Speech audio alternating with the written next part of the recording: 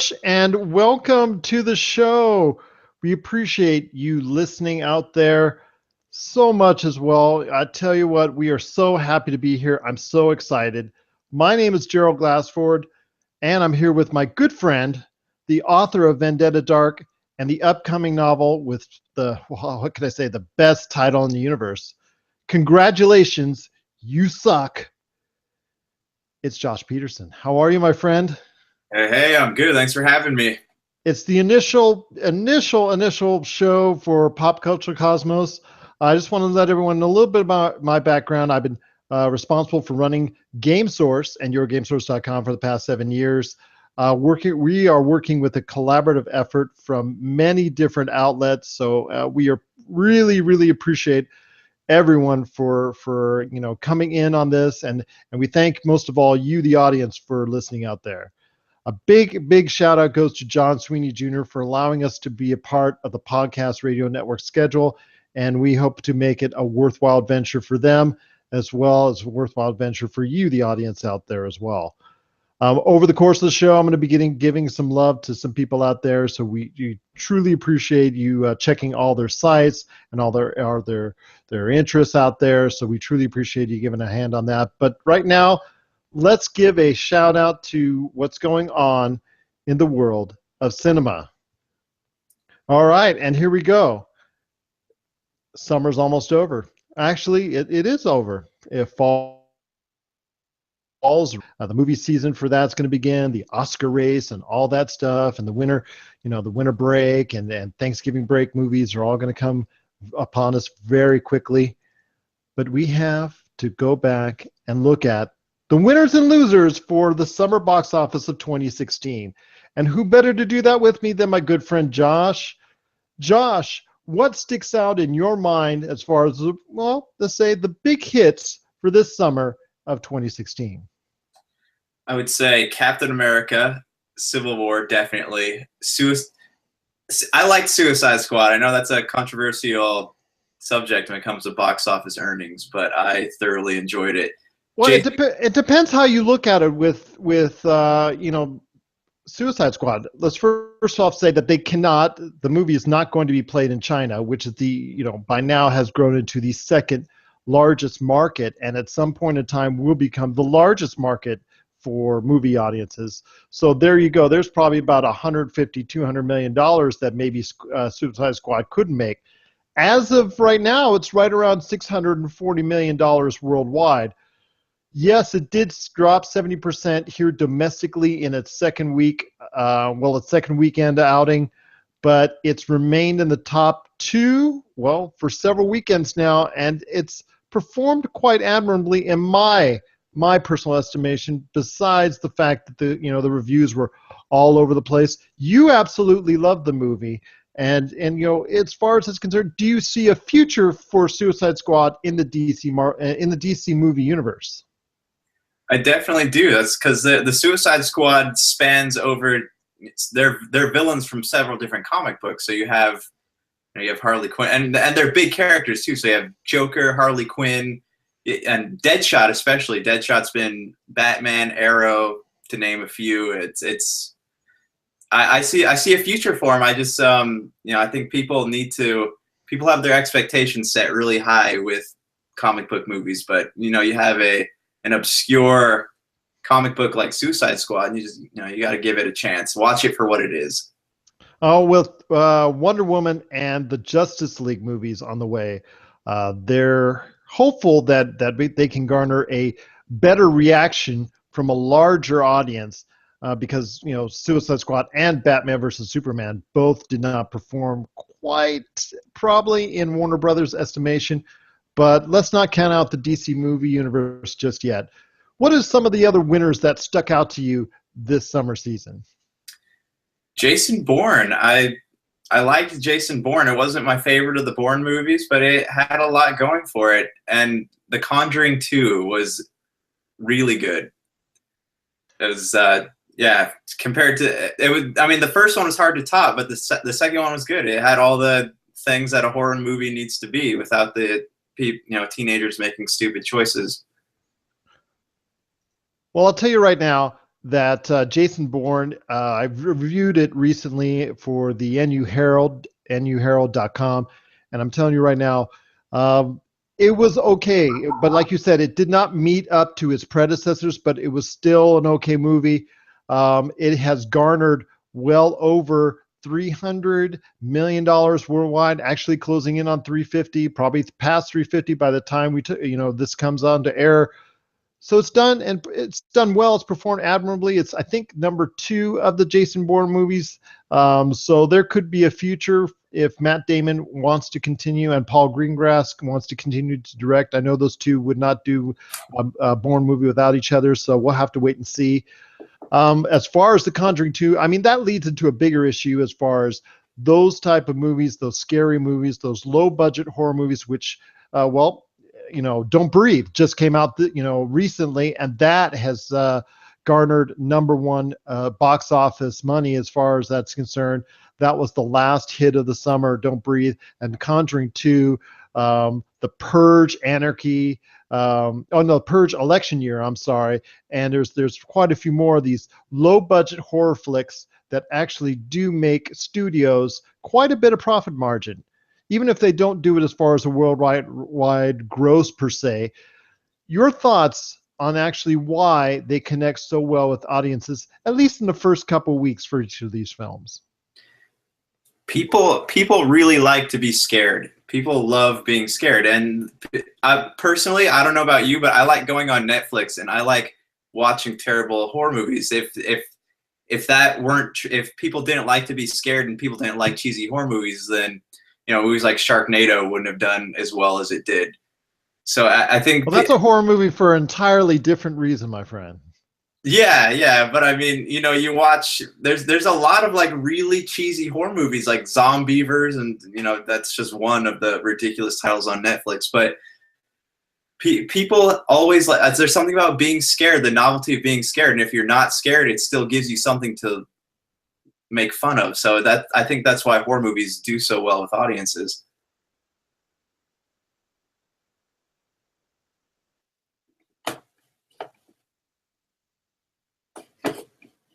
I also want to touch on one more big win situation, and that is the Disney juggernaut. They had 4 films that topped $900 million so far this year, and 3 of them were during the summer movie season. Your thoughts on how Disney does so well? Well, they're 4 out of 7, I should say. 4 out of 7 films so far this year have hit big for them. What do you think is in their secret sauce? How do you think it works so well for them? And what do you think they have on the queue next that might hit big as well? Disney is very formulaic in their movie making. That's not to say that the movies aren't good. That who doesn't love a good formula? But Disney, they know what audiences want. They've made mistakes. John Carter was quote unquote a mistake, but they know what audiences want. They have great writers, great directors, and they give audiences what they want. They pay attention, and that's why I think it was such a great thing that they acquired Lucasfilms and Marvel, because now look at the Marvel Cinematic Universe is like a juggernaut right now. So Disney knows how to make movies. It's as simple as that. I couldn't agree with you more. They really got their finger pressed on the button as far as is concerned with general audiences out there. They really know what to look forward to, but I think really goes into their marketing. As far as they really do an outstanding job of marketing and pushing really a lot of their top films. Minus John Carter. Well, John Carter, comparatively speaking, John Carter has did better on a worldwide basis than Pete's Dragon did this summer, and also as well the BFG. And let's not forget Alice Through the Looking Glass. So all 3 of those movies did not meet up to standards. But you know what? I think any of those studios, as I indicated in my article on the nuherald.com, indicated that they would love at least 4 out of 7 to be huge hits nearing $1 billion each, and to also be looking at Doctor Strange and Star Wars Rogue One later this year. I think that's something still very tasty for them to have to look forward to, is it not? Oh, definitely. Yeah, there's people love Star Wars. people love Marvel. So that's what we are just talking about. Yeah, Doctor Strange and Rogue One looks gritty beyond any Star Wars movie I've ever seen. So I'm excited about that one. Now you're excited for all those movies, and those, a lot of those movies were big hits. So what are some of the disappointments this summer that you saw, and what are some of the things that maybe audience should take away next time summer season comes around? I think that first we should point out the big turd in the room, which is Ghostbusters. That's I can't disagree with you there, because I did give that a negative review on the NU Herald side as well. Well, they were really trying to break new ground with like an all-female cast. That was the biggest thing that people were worried about when they announced a new Ghostbusters movie. And I think the people in the movie were excellent, the four main characters they chose, but I think the script was bad, the writing was bad. They didn't really give us anything that we haven't seen before. What is it, Ghostbusters 2, when the ghosts were attacking New York? They pretty much, it was the same movie rehashed, and it relied really heavily on cameos and callbacks to the first two movies, which they kind of destroyed in this movie. I couldn't agree with you more. As far as it's concerned, Ghostbusters was a disappointment. Something that they wanted to go ahead, Sony, I should say, wanted to go ahead and make a big franchise, but unfortunately, it looks like it's not going to work out, and it probably will lay dormant until it gets rebooted sometime again down the road. Star Trek Beyond, I gave it a positive review. Did not like it on a personal level as much as some of the previous two rebooted series. But I tell you what, they haven't played in China yet, but still the movie is probably not going to meet financial expectations. Your thoughts on Star Trek Beyond and why it didn't connect with audiences? Because it's Star Trek's 50th year anniversary. If any movie should have been able to break out of something there and become a bigger hit than it was, it should have been that movie. Well, it's kind of like the TV show. Star Trek has always been really popular, but didn't have like the wow factor that it did with the first Star Trek series with William Shatner. It kind of, a little bit less each time of like people being amazed by it. So I think with the reboot, people like the idea of J.J. Abrams and an origin story. So they, if they hadn't seen Star Trek before, they could jump on. And then and that was an excellent movie. I absolutely loved it. And then the second one came out and people were like, okay, I'll give this one a try. But I think that with a third movie, I don't think that it's the fact that it's performed badly in the box office. I think people are waiting for it to come out on DVD so they can watch it through Redbox or Vudu On Demand, whatever they use to watch movies. I think it was an actual situation where it got caught up in July in a heavy month, and I think they released it at the wrong time because there were several movies. It came just before Bourne, and it came right after, obviously the July 4th, July 1st, right around the beginning of the month movies as well, and back to back movies hit movies were, quote unquote, were coming out each and every week. I think it was just too much for audiences to bear, and I think it showed when it comes to them making choices as a whole. And Star Trek Beyond, I think, suffered from that. No matter how good they thought, critics thought the movies was, I think it suffered from being in the wrong place at the wrong time. Well, and one more thing we want to talk about as far as the losers are concerned, got to also talk about video game movies. Whereas Angry Birds movie that did actually exceeded expectations for Sony, and they've already announced, production on a second movie, hopefully in the future. Unfortunately, the Warcraft movie did miserable here in the United States, but did gangbusters in China. Your thoughts on the Warcraft movie, which I personally did not like, but also as well, does it have a future, and could it only be in China? See, that's interesting because I was actually just reading an article about that.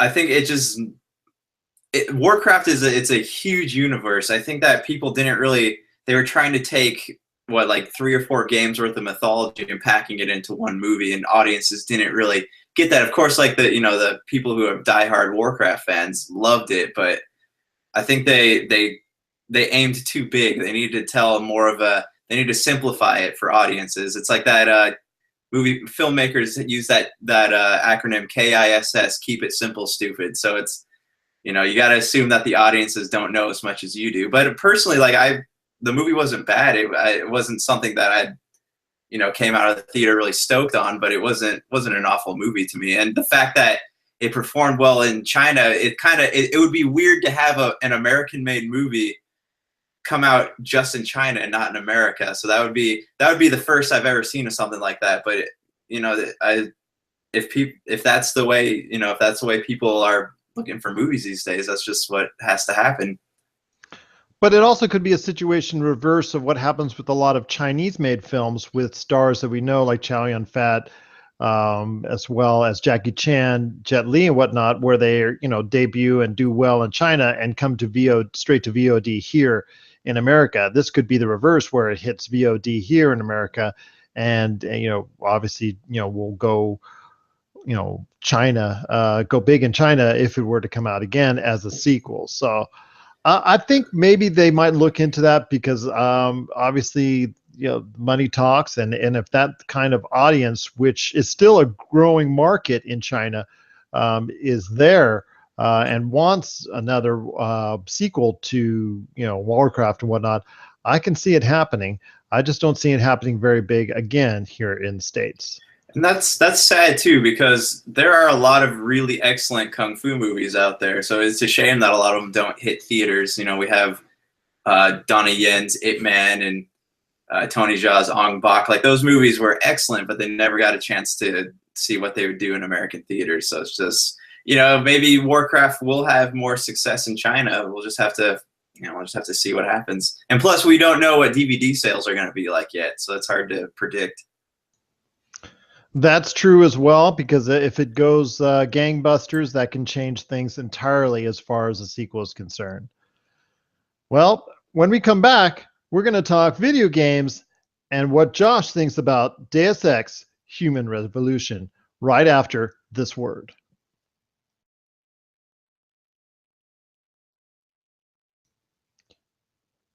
Okay, and we're back with Pop Culture Cosmos. This is Gerald Glassford once again with my good friend Josh Peterson, the author of Vendetta Dark and the upcoming Congratulations, You Suck.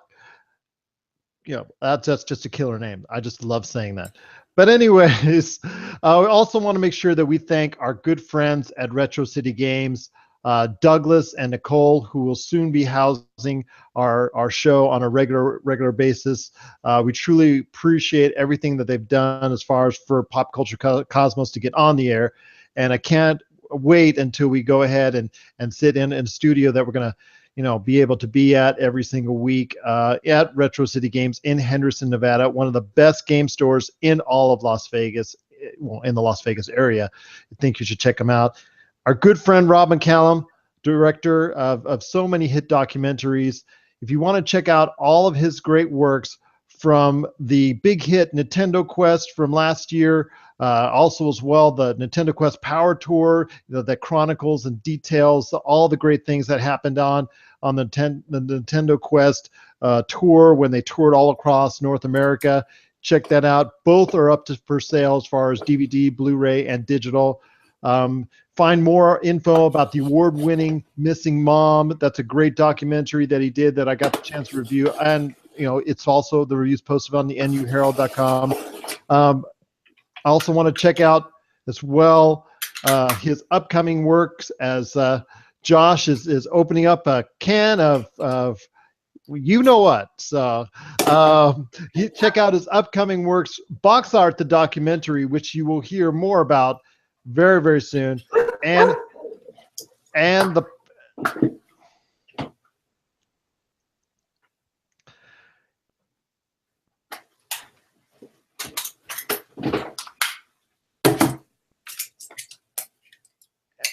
the award-winning Missing Mom and the upcoming films Box Art, the doc.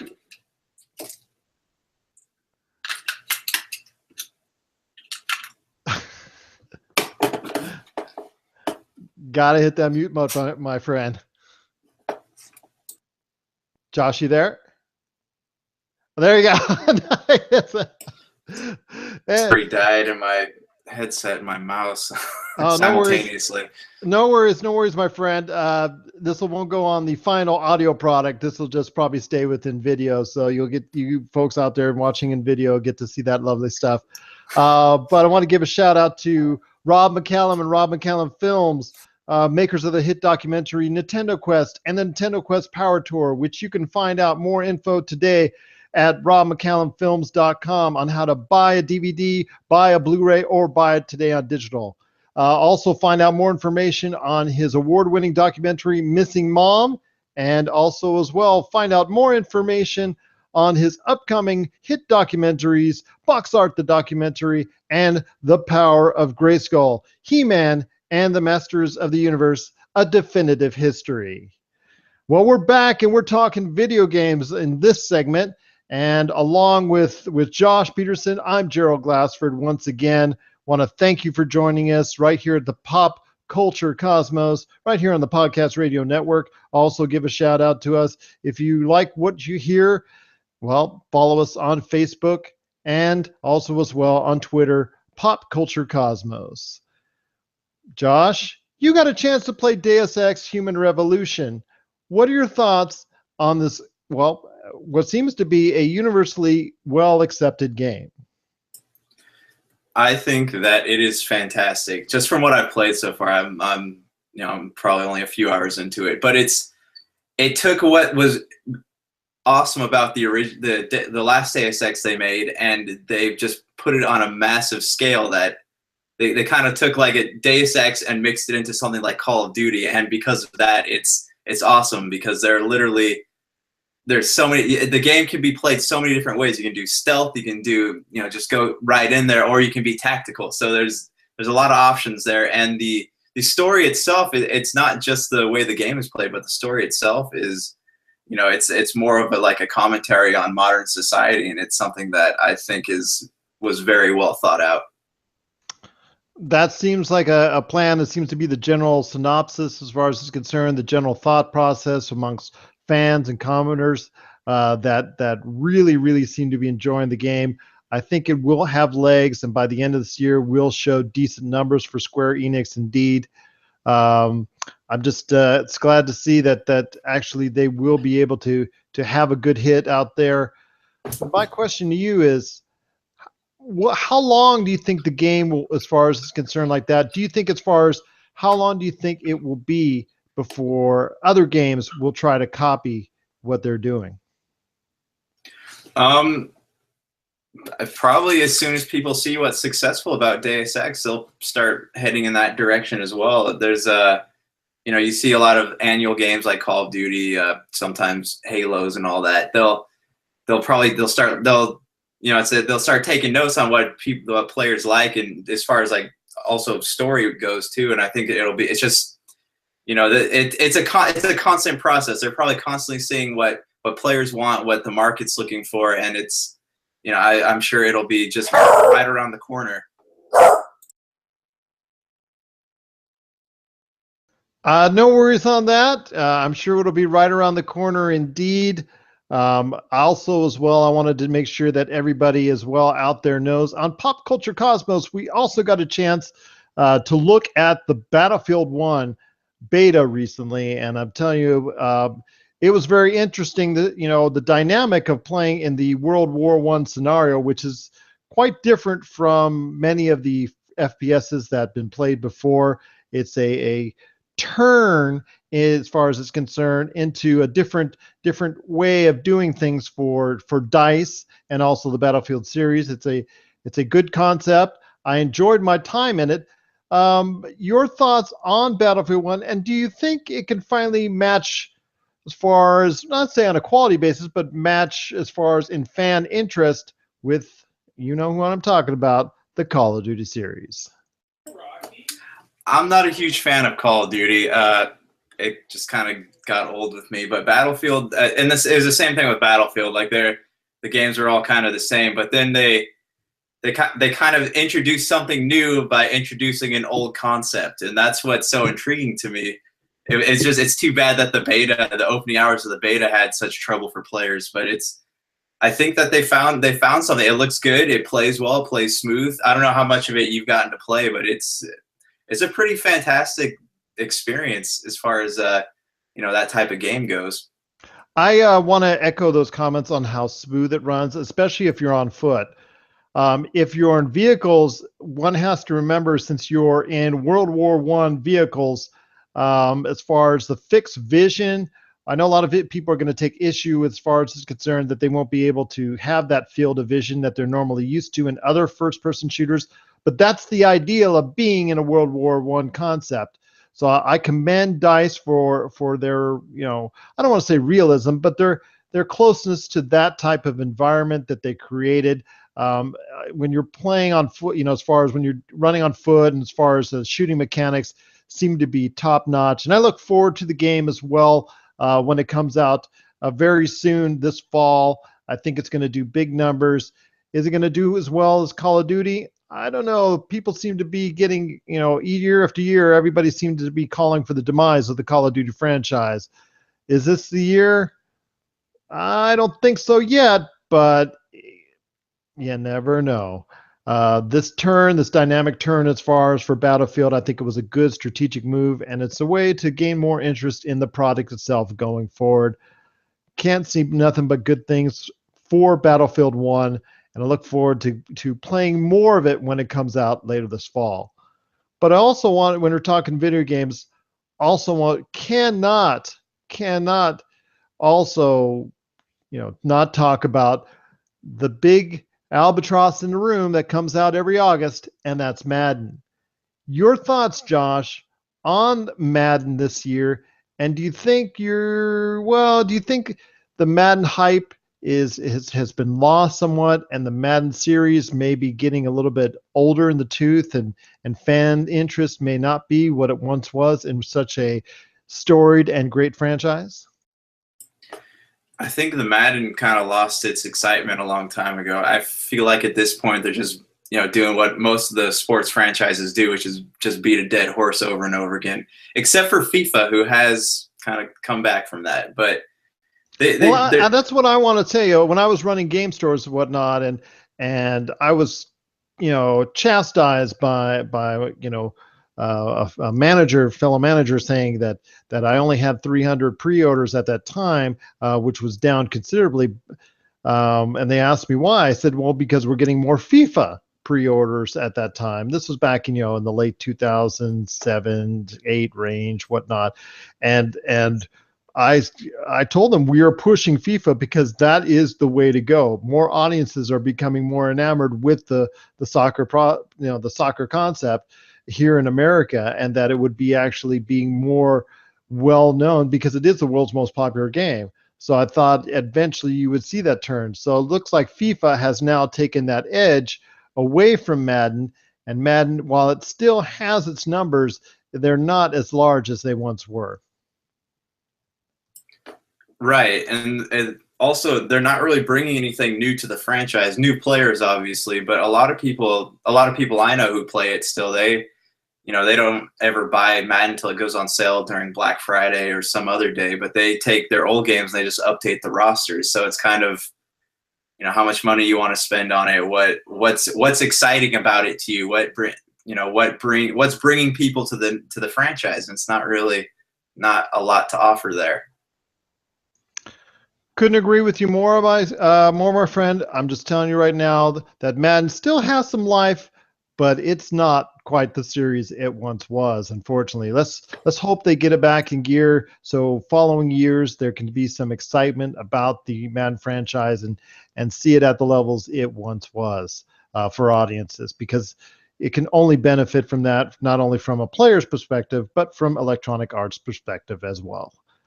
When we come back, we're talking comic books right here on Pop Culture Cosmos, right after the break.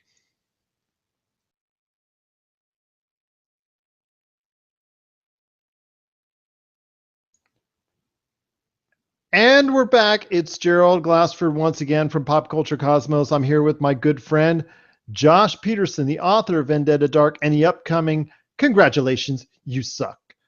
And we're talking comic books in this segment. there's some news out there as far as from comic book land.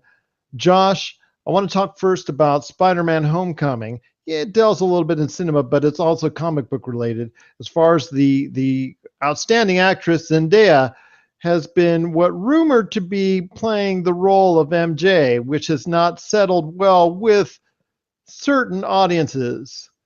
What are your thoughts on that? And also as well, do you think people should as well get just appreciate the fact that Sony and Marvel are headed in a new direction, which could benefit them as far as from the Spider-Man franchise is concerned? I've written a lot of stories on this. Like, you've read them for both National University and myself, and there's a lot of I've learned that it's hard to really, like, you can complain about this stuff all you want to, but it's not really going to do a lot of good. So at this point, I've kind of just learned to sit back and like hope that I'm going to be pleasantly surprised by a lot of these casting choices. But at the same time, like, if it goes bad, I'm going to be like, yeah, I told you so. But it's a touchy issue for some people because a lot of people I've talked to about it, to them, Spider-Man is their childhood. So they see these characters like Mary Jane. She is the redhead next door, and Liz Allen, she's the blonde-haired, firecracker from Peters High School. Flash Thompson is the typical white male jock bully.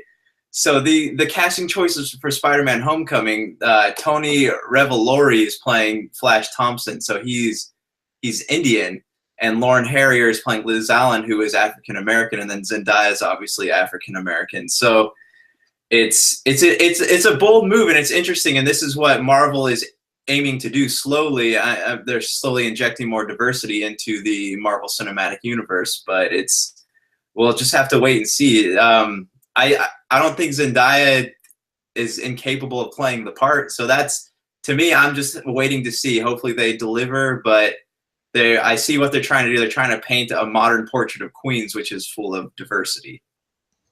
I know Stan Lee has weighed in with his thoughts, and he's heard that Zendaya is a gifted actress and he has fully put his support behind it. And if Stan Lee likes it, come on, people, just lay off it. Let's just enjoy the film. Hopefully that will come out next, when it's a next summer release, correct? Right, 2017. And don't go in there wanting to hate it, because you're going to come out hating it. So well, there's a reason why that the Spider-Man franchise as a whole is taking these bold steps and a new direction, because they saw the declining values as far as concerned, the declining numbers of their previous Spider-Man films. So they needed to go in a new direction, correct? Correct. I'm still a little bit sore about the loss of Amazing Spider-Man, but it's just that's what audiences want these days, and it's audiences are calling for something, you got to answer the call. So it's really that simple. It's not just a marketing ploy. It really is what people want to see. So the comic book purists out there, I'm telling you, just give it a chance, man. If you're going into it with wanting it to fail, you're probably going to miss out on what could be a great movie. And if not, at least you can say I told you so. So there's that. And there's that. Once again, this is Pop Culture Cosmos. I'm Gerald Glassford, along with my good friend Josh Peterson.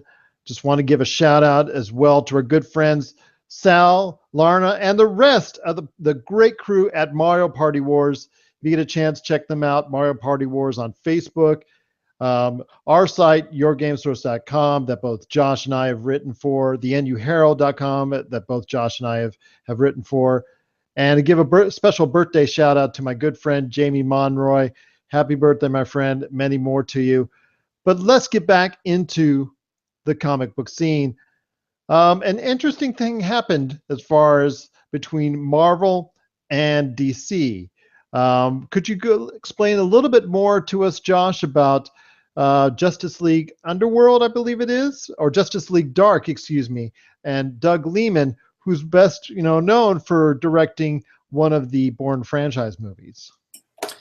I am so excited about this. Justice League Dark it's a fairly new comic book, but it uses old existing characters. They announced this week, after this thing has been in production hell for probably the past few years. It was originally pitched by Guillermo del Toro and was going to consist of Constantine, Swamp Thing, Zathura, and it was going to be a dark movie because that's Guillermo del Toro's specialty and obviously the title. But it kind of, he wrote a screenplay and then it just kind of sat around for a long time. And I think they were, because originally Guillermo wanted to use Matt Ryan from the show to be in it, and then like none of his plans fell through, so it's kind of just been sitting there. And then finally, Doug Liman showed up, and DC's dusting it off, and they're gonna make it into a movie. So that's exciting. Liman, if there's anyone that can carry Guillermo del Toro's vision and maybe even make it better, it's Doug Liman, because he has director credits on Bourne Identity, Jumper, Edge of Tomorrow. He produced the other 3 films in the Bourne franchise and many other things. So I think he is more than capable of making an excellent movie that will, hopefully he doesn't suffer from Suicide Squad syndrome, but it's exciting, Indeed, my friend. But the roll call, I believe, from what I see is obviously John Constantine. I kind of like personally Keanu Reeves in that role. I kind of like the movie as well, but that's just my preference. Madame Xanadu, Dead Man, Shade, The Changing Man, Zatanna, and Swamp Thing. Am I correct on that or no? Correct. Yeah, that's the whole gang's there. Fair enough. And I had said it to you before we got on the air, but I think that Justice League Dark, with his direction, Doug Liman's direction, could be a surprise hit and could be something that they may latch onto if the budgetary considerations are met, and also as well something that is marketed properly could actually be a surprise hit for Warner Brothers, and could be something that the DC movie universe sorely needs as far as a positive film to look upon. When we come back, we're going to talk a little bit about shows that well, let's say that we were looking forward to upcoming in the fall TV season. This is Pop Culture Cosmos.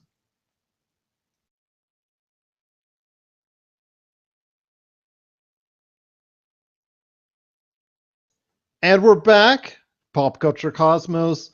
Just want to give a big shout out again to John Sweeney Jr. for allowing us to be a part of the Podcast Radio Network.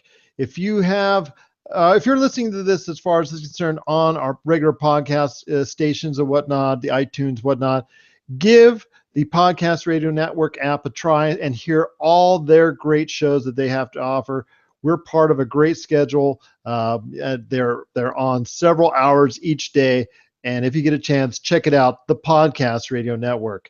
Once again, this is Pop Culture Cosmos, a collaboration of efforts between Rob McCallum Films, Mario Party Wars, Retro City Games, Game Source, and of course, Pop Culture Cosmos. If you have any questions, just give us a shout out, Pop Culture Cosmos on Facebook and Twitter. Final segment here for you. We're going to talk a little TV. You've been watching a little TV now and then, Mr. Josh. So I ask you, what are some of the shows that you're looking forward to this fall season? Oh, the Flash, Arrow. Geez, what am I? Yeah, right now just the Flash, Arrow, Legends of Tomorrow, Supergirl. Like I'm really, that's my fall TV viewing is mostly made up of comic book shows at the moment. But I'm hoping to find some others. But yeah, the new the Justice Society is supposed to be on Legends of Tomorrow. You have the Flash and his new the Flashpoint. So there's a lot going on. What about you? Well, first off, as someone who has gotten into it halfway through the series, I do want to know a little bit more about what's going to go on with The Walking Dead. I understand that, everybody's curious about who did Negan kill. There's many theories out there. I do want to see how it plays out and how Negan takes control of what Rick once had as far as it's concerned, and see where that goes from there. To me, it's a totally new dynamic. Obviously, it mirrors in many ways what the comic books do. So yes, I'm curious to see how that is, but I'm also curious to see about their viewership, because as one of the top-rated shows each year on television, their market share has gone down slightly over the years, and I'm interested to see if people still have interest in how that show is going to translate and how well it will translate to audiences. Another of the fall TV shows that I want to look at. Well, let's take a look. I personally want to see how The Blacklist, and also as well, that show, how it continues to do well on NBC. It was once, come in with like gangbusters as far as how well it did. And now it's what, third season now. I think, it does not have all the shine and glamour that it once did. So we'll see how well it's going to do. And then also as well, you got to look at one of the shows that a lot of people still talk about to this day, Empire, and see how well that show hangs on as far as from a narrative, but also as well, as far as TV viewership. As for me, the interesting thing I like to look at is how well a show continues to perform both on a dramatic basis, but also on an audience basis. Does it do what it takes to win and retain those audiences? And it's always interesting to see that side of it. Any other TV programs that you're looking forward to? I know on Netflix they've got a ton of shows that are interesting. And the new Star Trek show, for me, Star Trek Discovery, is something I definitely want to look forward to, especially since they elaborated more on what the whole actually Star Trek Discovery universe is going to be all about. Yeah, I'm looking forward to Star Trek. I personally, I never got into the old Star Trek shows, but I'm willing to give this one a try. And are you a fan of American Horror Story?